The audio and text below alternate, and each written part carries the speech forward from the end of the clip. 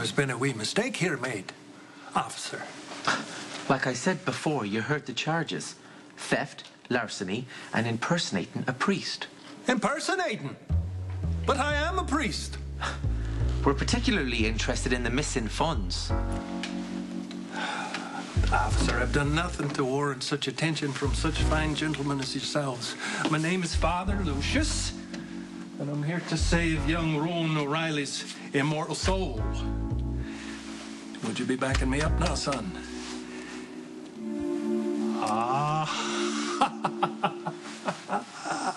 No, I think I understand what's happening now. You see, it's not the first time that I've been mistaken for a scoundrel, an American scoundrel by the name of Spencer. It seems that we bear some kind of resemblance. Now, I've seen a picture of the lad, and I tell you, I don't think that we look alike. I think the good Lord graced me with a much more handsome visage. We're taking you in for questioning. Well, I'd like a little backup here, son. Tell the good officers how long we've known each other. You've been in my parish your whole life, and that I've devoted myself to my vocation. Tell them. I have no idea what this joker's talking about. I don't go to church. Never seen him before today. Right, so you're coming in with us. Come on.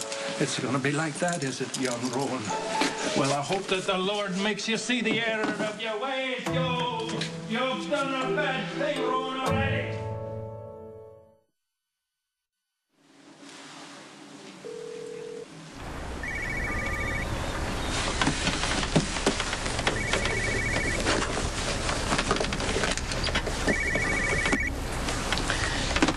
What do you want? Oh, hello to you, too. Are you calling to give me a report on Luke's whereabouts? Because I don't want to know. I don't care what happened to him. You sure about that?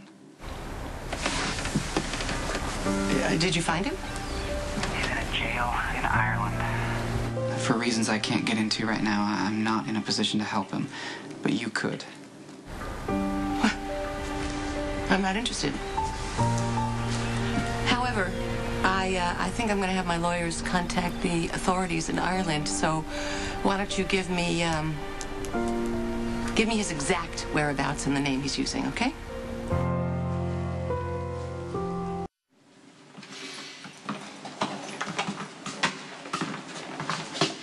Mr. O'Reilly, my prayers have been answered. I had faith that you'd be a-coming. Father, thought you might be missing these. Oh, thank you, son. I'm lost without my Bible. What's the plan? There's no plan. Well, there's got to be a plan. I can't just stroll out of here, man of the cloth or not. I'm undercover. There's nothing I can do. Well, you could work your Interpol connections. I already called them for my release. If I stick my neck out for you, might as well wear a big sign on my chest that says, I'm not Roman. I'm sorry, you're on your own. I understand. Well, then what be you doing here, Mr. O'Reilly? I called Tracy. You know, since she thinks I'm looking for you at her behest, thought she might step up. Well, that was a good move. When's my wee darling coming? She's not. In fact, she threatened to pay a land charges to help the Irish out. Damn, that woman can hold a grudge. And here I was a-thinking that absence would make her heart grow warmer. Well, I wouldn't rule it out. She did hesitate a little. I mean, it was just for a second, but I heard it. Well, with Tracy, a second's a long time. I'm going to take that as encouragement.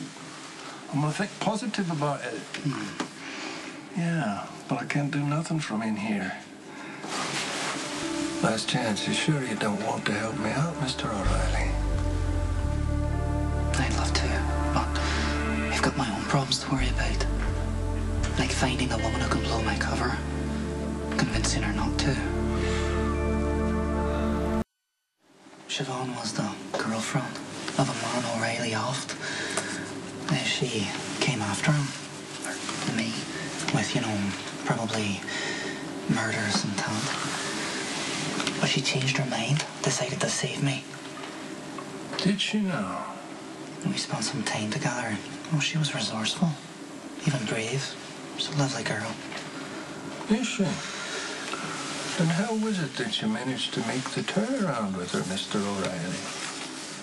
Well, she knew Roman. So I had to explain the change she sensed in him. So I gave her a version of the truth.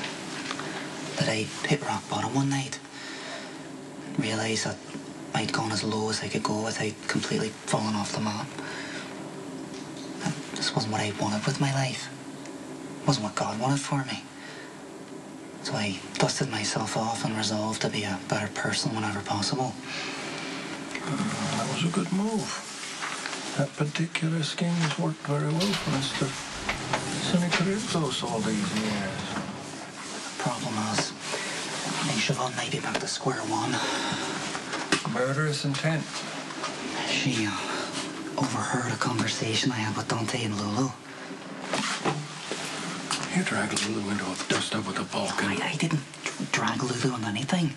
Come on, you know how she is. She just showed up with Dante. He was going to act as a backup, but he couldn't pry her off with a crowbar. Look, they're both gone. You don't have to worry. The point is, Siobhan feels doubly betrayed, and she has knowledge that could seriously blow me out of the water. Well, then you know what you have to do now. I'm open to suggestions. Do what it is that I do whenever a woman wants to shoot me where I stand. Give her a look that she can pour on a waffle. Break out the candles. Turn on the violins. And pour on the romance, Mr. O'Reilly.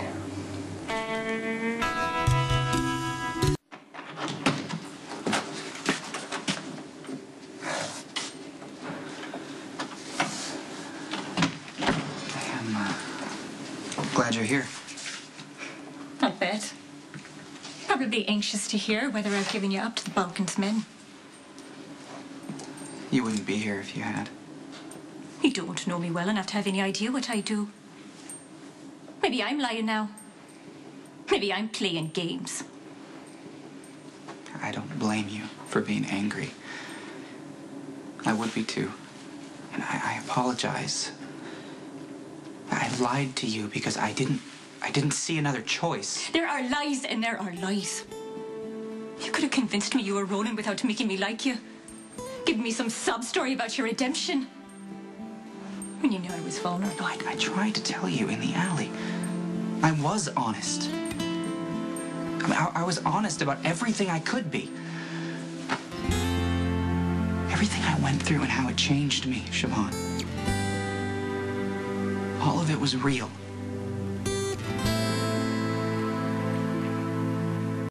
I was trying to protect you. I knew that you'd already been through enough without getting involved in my undercover work. You're a cop. Here to do a job. I was a means to an end. Let's not insult each other by pretending any different. Well, maybe it started out that way. But you can't deny that there was a connection between us. I didn't expect that. I genuinely like you, Siobhan.